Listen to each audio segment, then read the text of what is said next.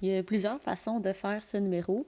Premièrement, c'est sûr que on identifie les formes. Fait que A, B, C, D, un losange. Fait que A, B, C, D, c'est le losange. Ensuite de ça, E, D, F, G, parallélogramme. Et finalement, on te dit que les points sont alignés. Fait que ceux qui ont l'air d'être en ligne droite le sont vraiment. Fait que ça, comme je vous disais, vous pouvez l'assumer. Alors, il y a plusieurs façons là, de faire ce numéro. Fait qu'on recherche cet angle-là. Puis ce qu'on connaît, c'est l'angle de 50. Je vais présenter comme une façon qui va rapidement. Puis je vais vous donner les petites variantes après. Fait que c'est sûr que dans le losange, on peut commencer par trouver cet angle. Opposé par le sommet, on va pouvoir trouver EDF. Puis là, mon but, c'est de me rapprocher de l'angle que je ne connais pas. Après ça, on pourrait trouver facilement EGF dans le parallélogramme.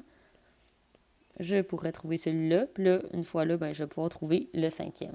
Fait que ça serait ça, mon plan. Fait que je commence avec ADC. Fait que ADC, ici, va mesurer 130 degrés.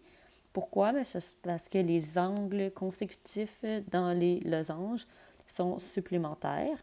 Fait que tout le temps important là, de se référer à la liste. Fait que dans la liste ici, ce qu'on a, c'est que pour tout losange, les angles consécutifs sont supplémentaires. Fait que le numéro 27. Ensuite de ça, je l'écris dans le dessin. Fait que le deuxième angle, fait que EDF, il mesure aussi 130 degrés. Puis c'est parce qu'il est opposé par le sommet à ADC. Fait que dans la liste, ça c'est dans les énoncés qu'on a vus au début de l'année. Fait que c'est opposé par le sommet, c'est le numéro 1.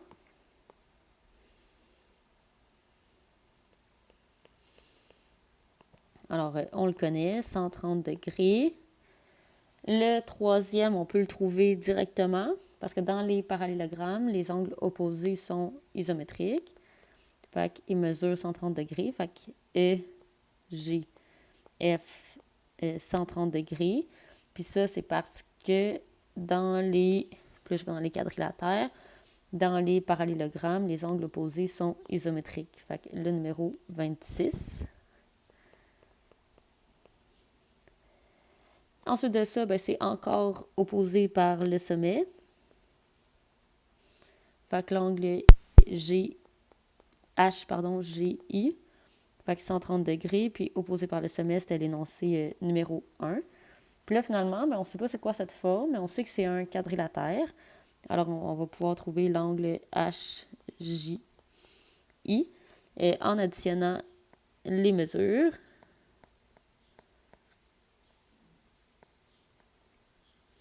Fait que ça fait 271 degrés en tout. Fait que je fais 360 moins ça. Et il reste 89 degrés. Et l'énoncé dans la liste, c'est pour tout quadrilatère, fait que le numéro 20, la somme des mesures des angles intérieurs est égale à 360 degrés. Fait que énoncé numéro 20. Fait que vous avez pu, comme vous allonger à quelques petits endroits, c'est par exemple, pour trouver EGF, il y en a peut-être qui ont trouvé EDF en se disant que pour tous les parallélogrammes, les angles consécutifs sont supplémentaires en faisant ça 2 fois.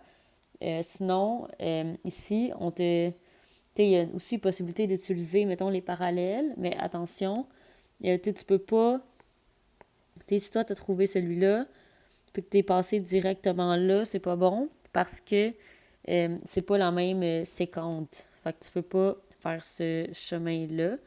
Fait que tu te rallonges, si tu y vas avec les parallèles, tu vas pas vraiment te sauver tant de temps que ça.